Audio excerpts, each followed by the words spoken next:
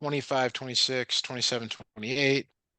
I don't know if there's some earlier stuff as well. Where would you like us to start if you know? Probably those first ones, 25, 26, 27, 28. Those are like the first ones that I probably need the most work on. Got it. All right. All right. So for 25 here, I'm going to snip this in. Here we go. One of the things that'd be really good to do is to draw like the briefest of sketches of this. It doesn't have to be very accurate. It just needs to be kind of in the right ballpark of what it is. So sometimes it's good to kind of draw some coordinates here, like negative 11, 5 is, over here somewhere. 7, 5 is over here. 7, negative 13 is down here. Negative 11, negative 13 is kind of down there. So just visually, what does this kind of look like to you? What's the name that Rectangle. looks like a rectangle? Now, to be certain of what it is, you have to do the following. You have to actually make a table here. I'm just going to move this off to the side. You have to make a table of the slope and the distance between for each of the segments. Okay. And you really want to go left to right. All right. So like segment AB, segment DC. Now the vertical ones, I mean, this is of course an exception to what I just said, but the vertical ones, you want to do the same thing here. So you really want to find the slope and the distance for each of those. And that's especially true if it's something other than a rectangle, which is fairly nice. Okay. So when I say slope here, do you understand what I mean by that and distance, or do you have questions on what that could mean? No, I understand those. Okay. So like from A to B, it's got zero slope. B to C, it's got zero slope. And then from A to D, it's got undefined slope or undefined slope. The distance, you might use the distance formula. We might do that in 26. Or you can draw some triangles. But here, you can sort of just count if you graph it perfectly, which I have not done. Or you can use like left or right minus left to calculate the distance between them. So like, for example, from A to B, it's 18. B to C, it's also 18. And from A to D and B to C, you can see that that is also 18. Is also 18. So actually, there's a better, more descriptive one. I did not draw on this very, very well. It's actually a square because all of the distances are the same and all of the slopes are the same. Okay. It's at this point that I actually think I'm going to send you two reference sheets that could really help here. So I'm going to drop these in the chat and hopefully you like them.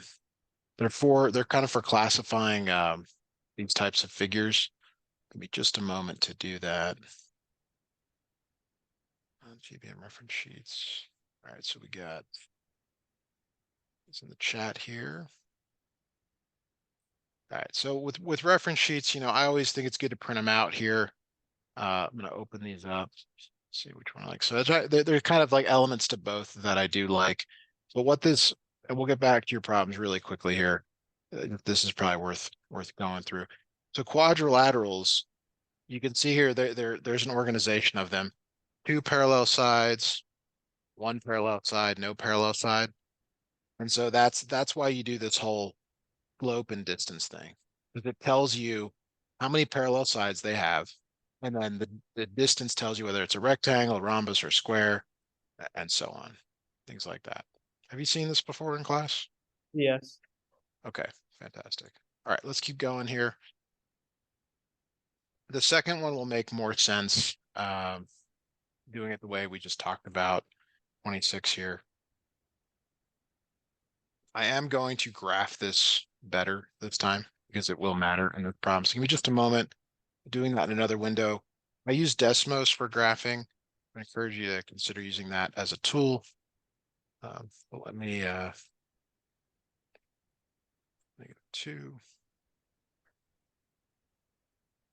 8 comma -9, 1 comma -11.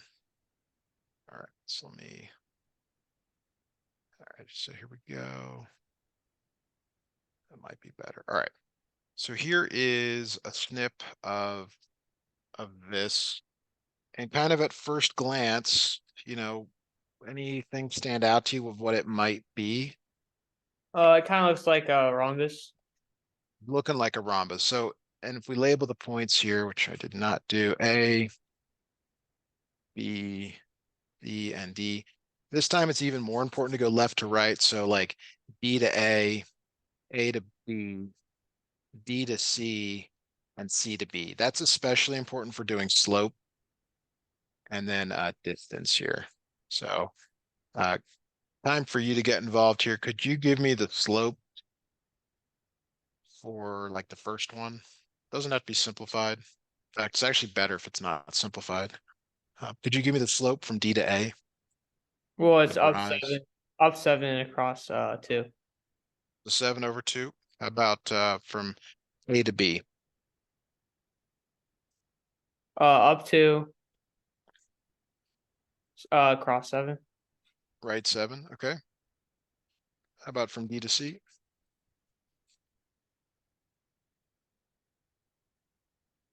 It's also up 2 and then across 7. Okay. And then C to B?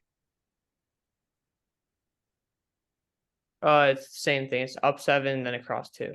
Same as Okay. before. Now there's kind of a shortcut here to finding the distance, especially if you don't simplify the slopes. I mean, these can't be simplified. Do you remember Pythagorean theorem? Yeah. Okay. So Pythagorean theorem is a squared plus b squared equals c squared.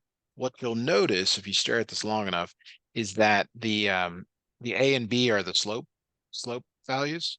So the distance here ends up being the square root of 2 squared plus 7 squared, which is the square root of 53. Now maybe you're using the distance formula, you will get the exact same result. All right. Okay. So these all end up being the square root of 53 for that reason. Same reason. So if we go back, we know that there's two sets of parallel sides. So that tells you that it's a parallelogram. If all the sides are the same, it's either a rhombus or a square. That is what you have here. All the sides are congruent. Occasionally a rhombus can look like a kite, so just be super careful on that. And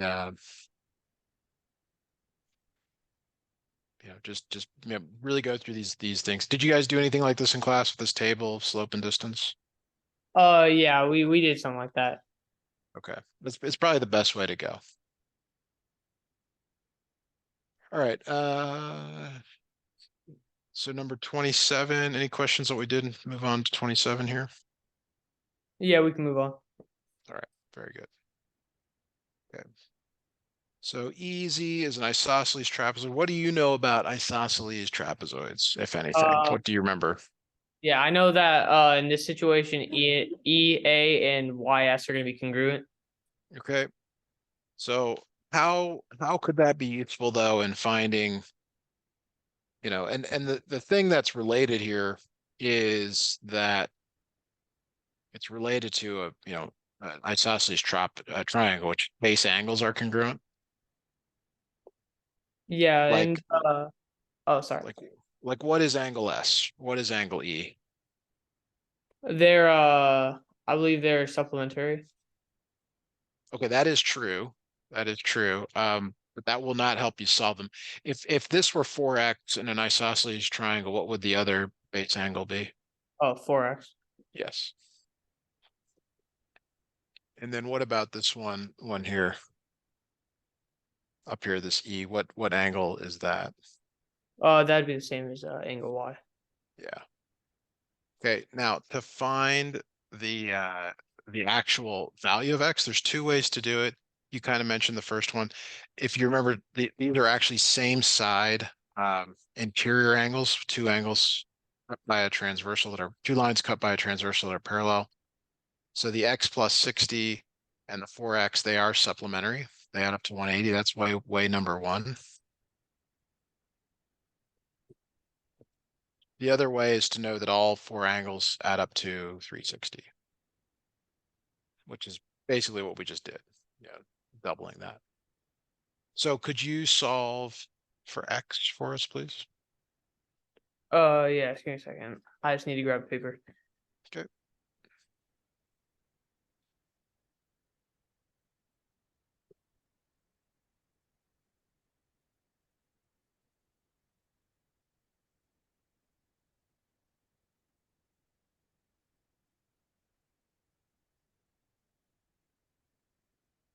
It would end up being 120 divided by 5, right?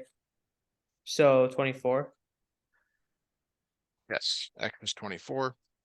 Now, as you probably have figured out here, sometimes they want you to get X and sometimes they want you to use X. And in this case, they want you to use X. They want you to put X to find a less.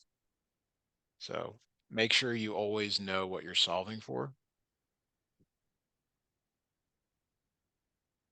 'Cause it's very easy to actually like not solve for the right quantity. Does that make sense? Yeah. Okay. So how are you doing in this class right now? Is your grade okay? I mean, how's your understanding overall? Yeah, it's pretty good. To be honest, like my main struggle is kind of proofs, but then I just Okay. also kind of wanted to review this.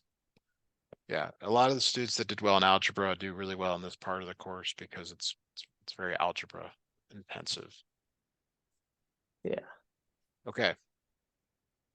Says measure of angle 1 is 6x. Measure of angle 2 is x plus 20. Do you remember anything about the diagonals in a kite? And a kite, they're perpendicular. Yeah, now that one of those reference sheets I sent you will say that. So that's like one of those things like maybe to review before the test or the quiz. So measure of angle 1 is 90. So could you solve that for x, please? 15. X is 15. Great. Now they want I to K to E, which is the whole arc here, the whole path, which means it's really double the measure of angle 2 because by congruence, if you're doing some proofs, you've probably solved a proof where the triangles are congruent. So the measure of angle IKE is double 2 times x plus 20.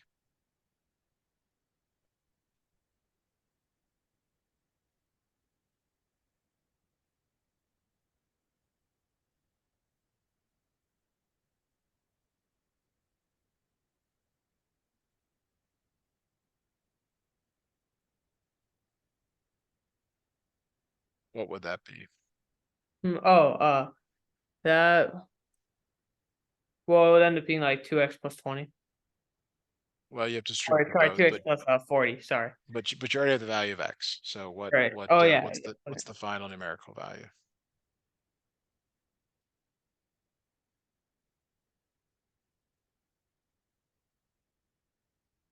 70. It is 70. Good. All right. All right. Let's keep going here. Problem 29. Okay. Uh, PQRS is a parallelogram. Measure of angle P is x plus 40. It's a good idea to label the drawings if you're not already doing that, especially in proofs. You kind of label them as you go. Now we want to find the measure of angle Q. Since it's a parallelogram, which one is angle Q related to any of these other angles? I guess that's the way I should ask it. It's the same as angle S, and Yeah, then so it's a yeah. that's a 3x. There's a bunch of ways you could do it now. These two are supplementary. That's probably the best way. Could you solve that for x for us, please? Yes.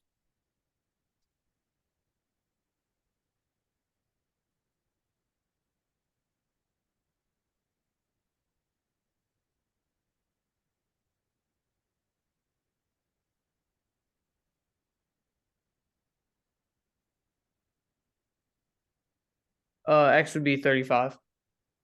Okay. Now they're not asking for x in this problem. They're asking for the measure of angle q, which means you have to put that value back in. What is the measure of angle Q? Well, 105. Yeah, very good. All right. So new problem here.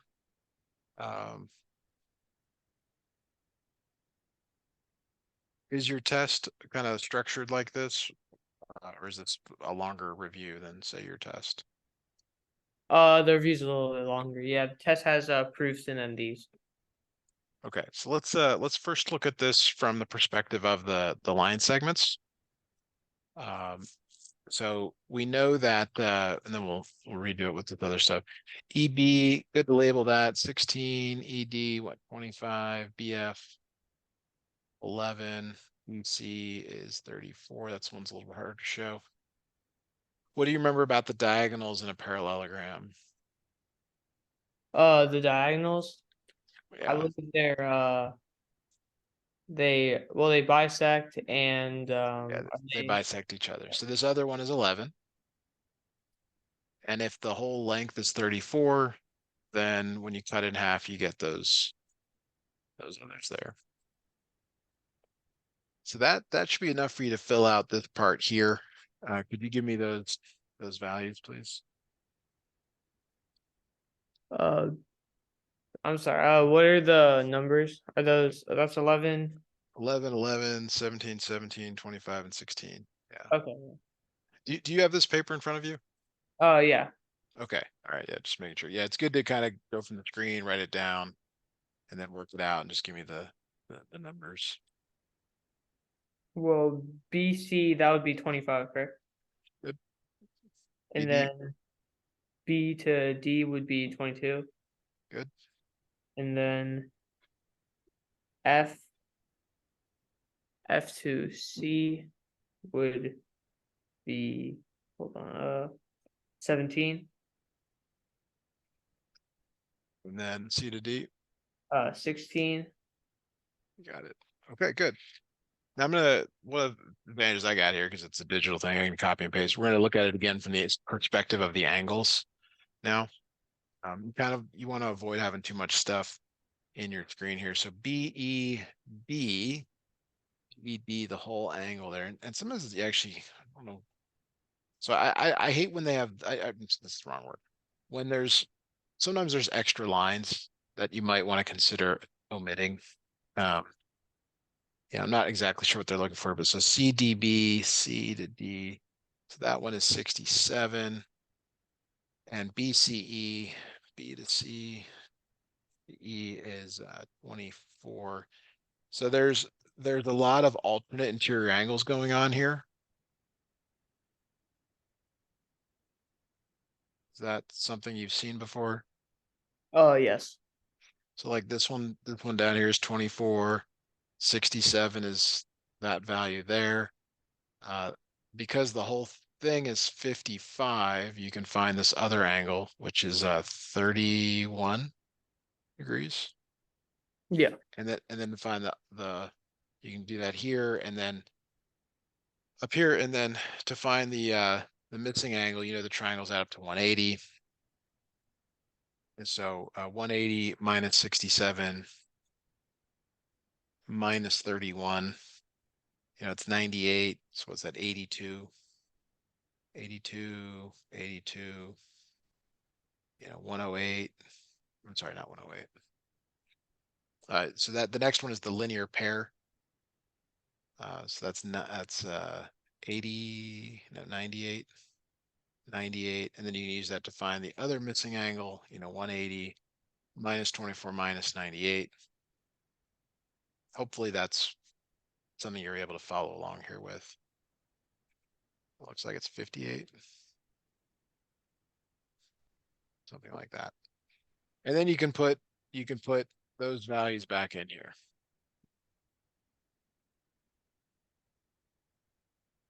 So any questions on that? No, that makes sense. Okay. I mean, there's a lot there. Are you in like an honors geometry class? Yeah, on geometry. Okay.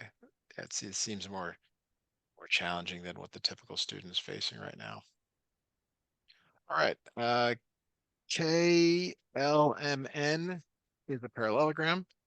Find N. So a lot of the problems you're given here are kind of like step questions where it's like, okay, you got to first do this, then you got to do something else to find that. And you're probably used to that by now. What is the first thing you can do with these diagonals here? You can say they're congruent, like they equal. Yeah, Same. right. So when you solve for X though, that's not the answer. That's just an intermediate step. And if you've taken any standardized tests, you'll find that often like an intermediate step answer is like letter A. You got to keep going. So there's a path here. You're going to find X. How can we use X to find, that angle there?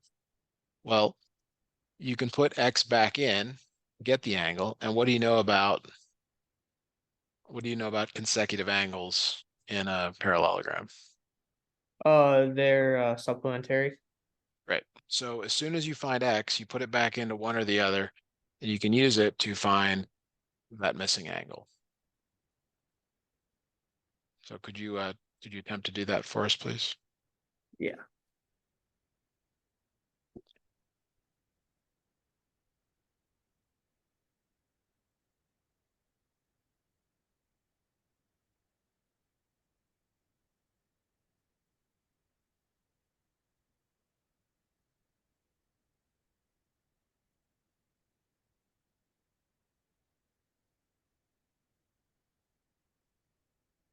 So I got X is 14. Now I just gotta plug it back in.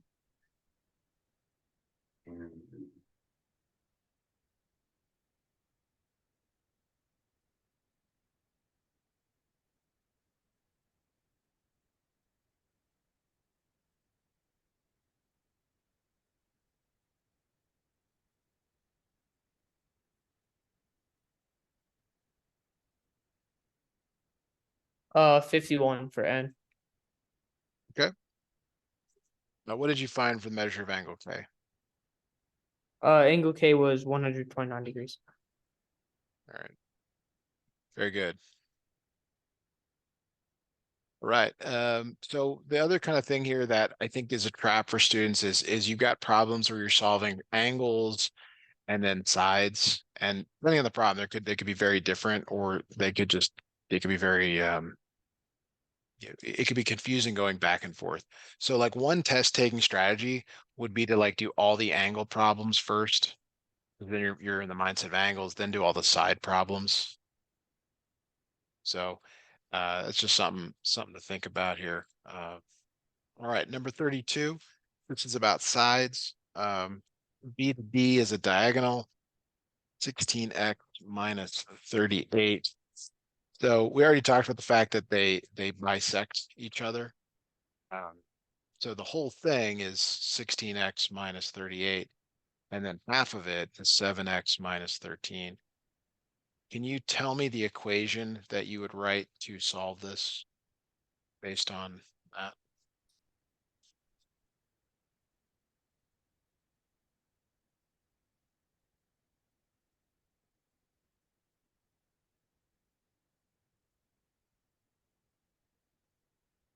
I don't know. What's the relationship between each of the parts and the whole? Oh, it'd be they're like the same thing. E to Okay, D, same as BE. okay. So make a little more effort here. Come on, you're an honored student. You can do this. How are you going to use these You'd two? How do like you really? Yeah, you'd add them and then you set them equal to 16x minus 38. add what? E to D. 7x. 7x minus 13 plus 7x minus 13. Okay, that is correct. You can also, the more elegant way is to double it. We'll give you the same answer. Okay, good job. Could you solve that for X for us, please? Yeah.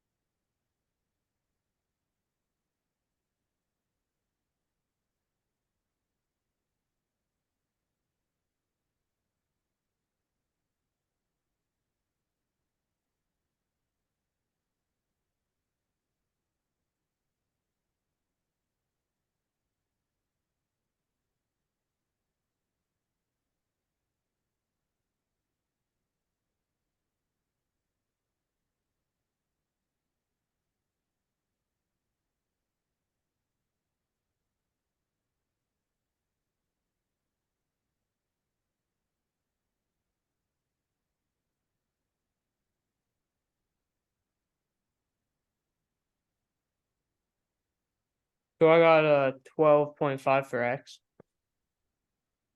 Okay, 26. So it's 14x minus 26. Did you distribute that two to both?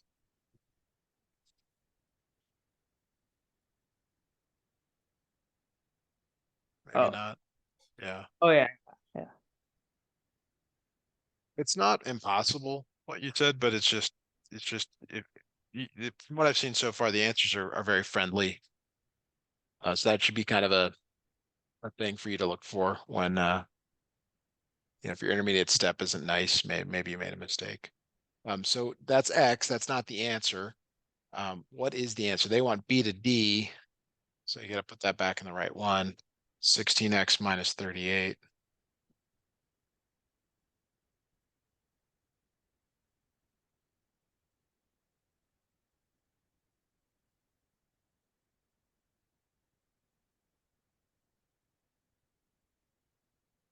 Any questions on that? No. Okay. See, I grab another one here. Yeah, I did. All right, let's see if I can paste this in. Okay, PQRS is a rectangle. Find the length of TR. So TR is part of the diagonal here. If the whole diagonal is that and the whole diagonal is that, what do you know about the diagonals in a rectangle? They're congruent. They are. So you can set each diagonal equal to each other. And that's kind of what I'm seeing here is you've got to kind of build a path to your answer, which is, you know, okay, I'm going to set something equal or write some equation. But then once you get X, well, what are you going to do with it? Well, you want T to R. So you need the whole length of the diagonal and then you cut it in half.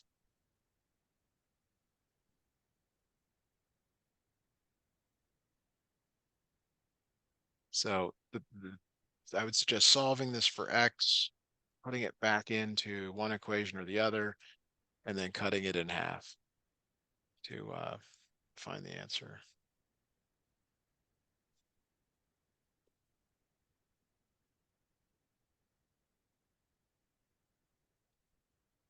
All right, so for X, I got 3. Okay. And then I just gotta.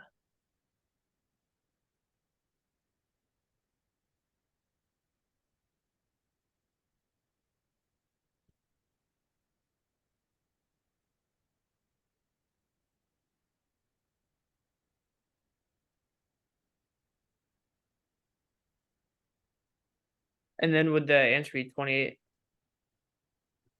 For the, well, that's the whole length. Do we want the whole length of the diagonal? Oh, And so that's where it might be good to put words like half diagonal is what we're looking for. Sometimes the seeing the letters doesn't equate as much as to the words.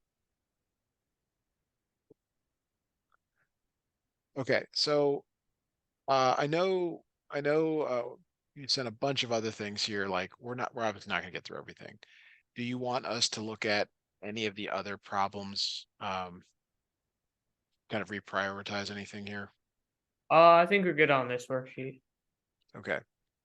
So tell me kind of where to go from here. I see a homework 6.3, proving that a quadrilateral is a parallelogram. Yeah, I think we can go to that one. Okay. Let me see if I can.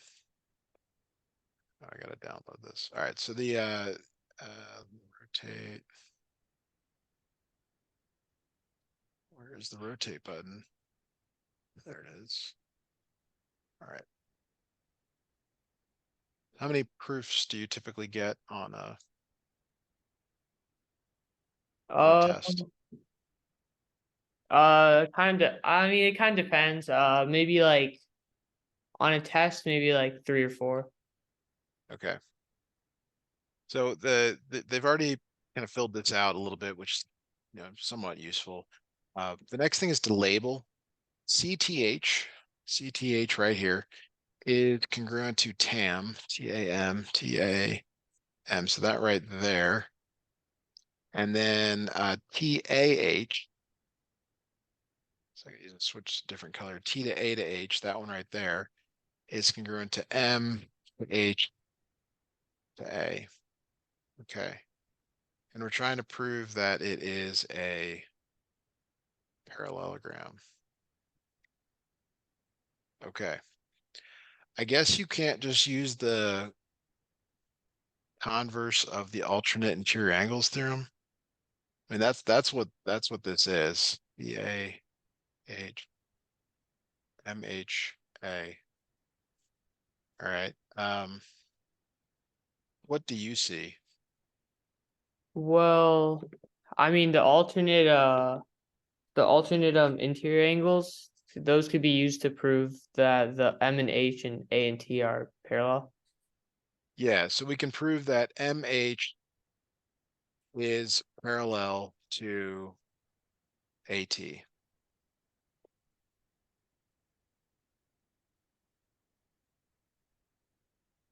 Yeah.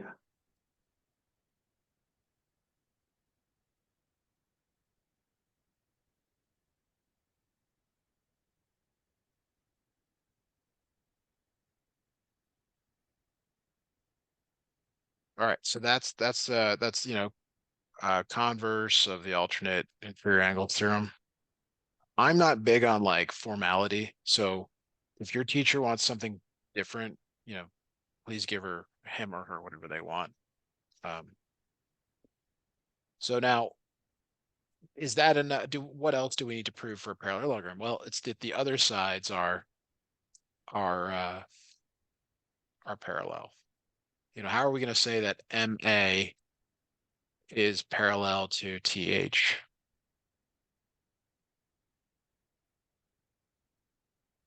We could probably use the uh probably something using the corresponding angles. Yep, that's exactly right. It's converse of the corresponding angles. Now, uh, uh, are you guys using converse? Do you know what I mean by that? I think we should like corresponding angles, like make congruent, something like that. So there's this idea though that like if the lines are parallel, then like alternate interior angles. Okay. So when you go backwards, that's what's called the converse.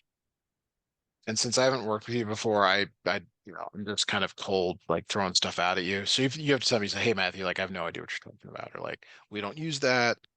Like the last thing I want is for you to use something in class that could work against you. Um, even though I always give you what's correct. I just don't give you maybe what your teacher wants because I don't know what your teacher wants. Um, so we have proven that you have two sets of parallel sides. That's the definition of a parallelogram, I guess. Yeah.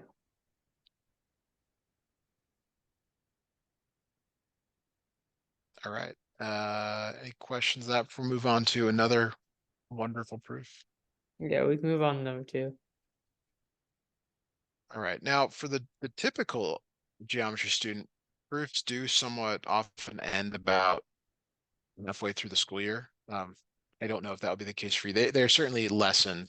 So if you don't like them, they will be going away. If you love proofs, there's a great branch of mathematics that develops and works on proofs.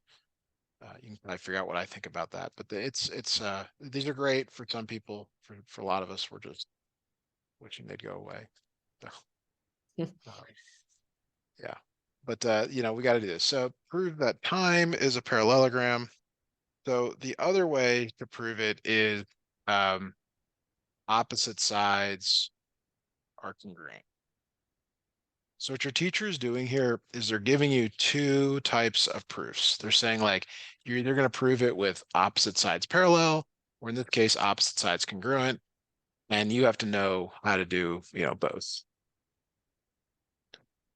All right. So I guess these reasons are helpful. I don't know. What do you know about a circle? I guess what could be useful about a circle? The radii, they're always congruent. Yeah, all radii are congruent. So like that's OT. congruent to OE. And what I don't know is if you how your teacher like if your teacher does all of this, it looks like they're kind of splitting them up. Mm, Uh, um, do you have the solutions to know if the teacher splits this up like OT is congruent to OM and then like OI is congruent to OE? Yeah. Like it's weird. It's weird that you would say all radii congruent twice. So I'm maybe that doesn't seem right to me. Like maybe it's all diameters are congruent. I mean, I'm not sure. I'm not I really think sure. that's how this one is at least. Okay. The diameter of the radii. There, yeah. And okay. So like these do lead to the fact that IE bisects TM and TM bisects IE. Yeah. Um, and I'm sorry, this is not opposite sides congruent. It ends up being that since the diagonals bisect each other, then it is a parallelogram. That's I mean I don't know definition of parallelogram. This is a definition of a segment bisector and a segment bisector. So it's often the case that like whatever it is that like this came from like a previous kind of line sort of thing.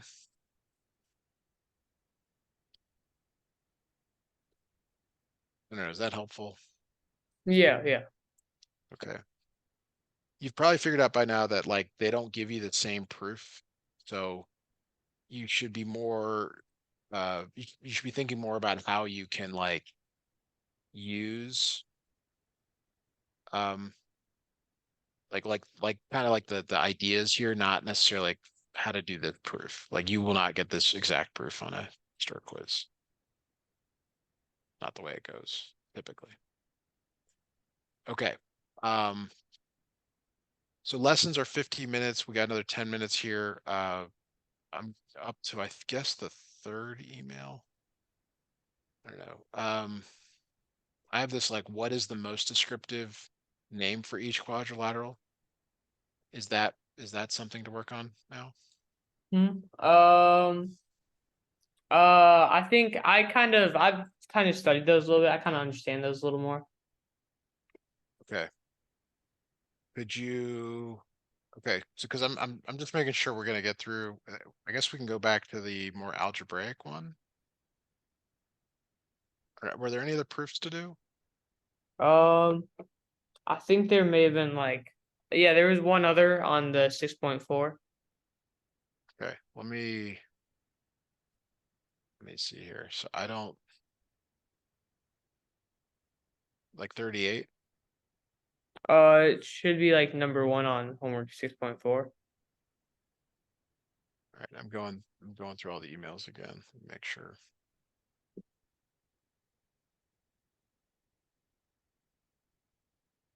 Yeah, I'm not seeing it. Oh, okay. Yeah. Apologize. 30, It's 38 is another one we could work on. okay.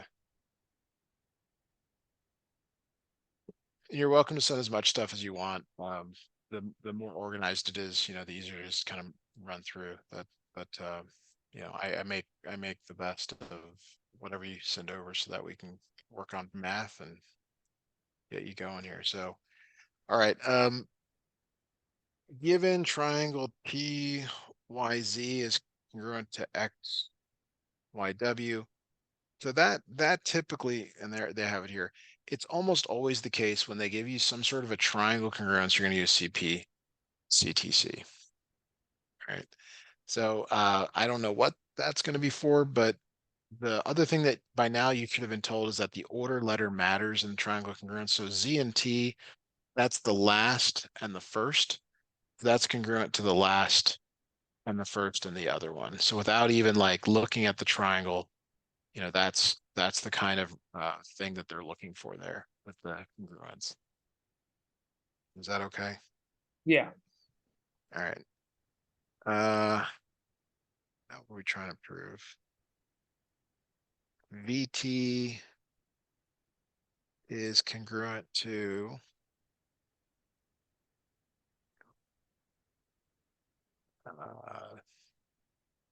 E is the midpoint. Okay, there it is. So one of the things that's hard about these is like sometimes the steps jump. Like T is the midpoint of VZ jumps to this step here. And the better order would have been to give you that first given about the triangle and then line 3, because line 3 follows from line 1. Then put 2, which is given that follows to line 4. So you can kind of see that. Sometimes you gotta like backtrack to figure out where it's coming from. So VT is congruent to TZ. So those are congruent there. And the definition of it comes from that right there, the midpoint.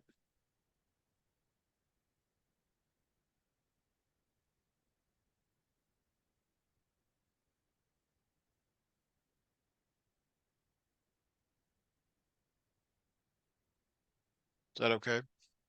Yeah. All right, now transitive property, that's coming from the last 2 steps here typically. So what is now congruent? VT and WX. Yeah, VT, WX, perfect.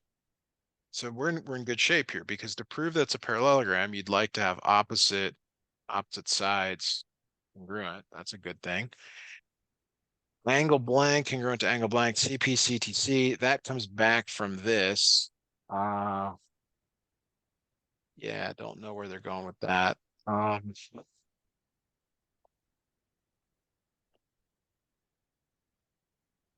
so another thing I like to do because I've got the colors here, TYZ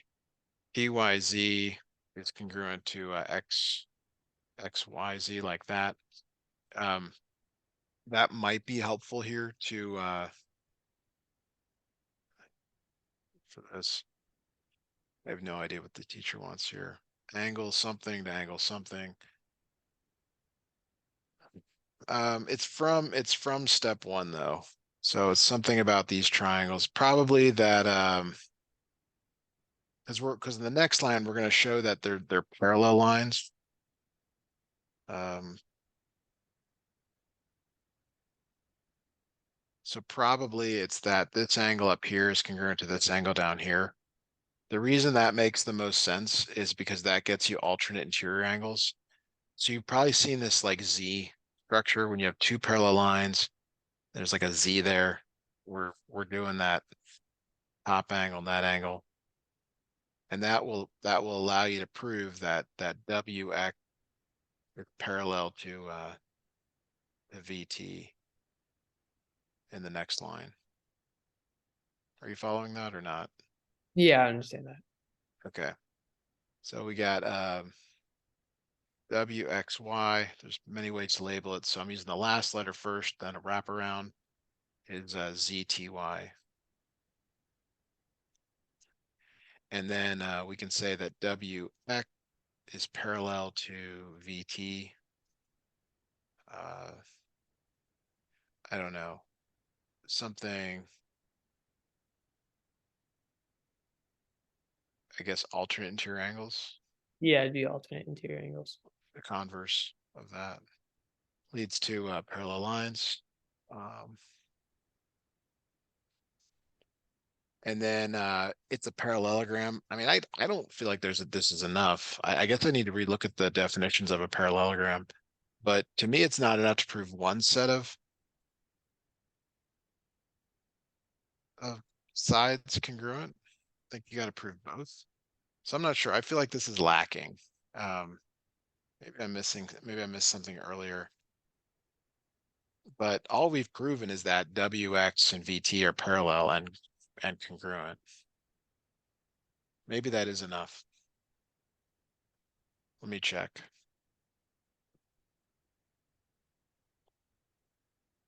Parallelogram. Opposite sides are congruent. I guess that's enough. Okay. All right. Any questions on that? No. Okay. Let's maybe quickly do like another problem here. I don't know, maybe 35, 36, 37. Any of those stand out to you? Um, we can review maybe 30, we can do 36. Okay, we did one kind of like this earlier. It's an isosceles trapezoid, which means that those angles up there are congruent. 8x minus 23 equals 6x plus 11. You end up finding that x is 2x equals 34, x equals 17. You use that, you put that back in to either one. Maybe we'll do that one. 8 times 17 minus 23. You get that value, and then m, the measure of angle m, is 180 minus this value here. So what do you got? 80, 56, 136 minus 23, 113. Maybe double check that. Something like that.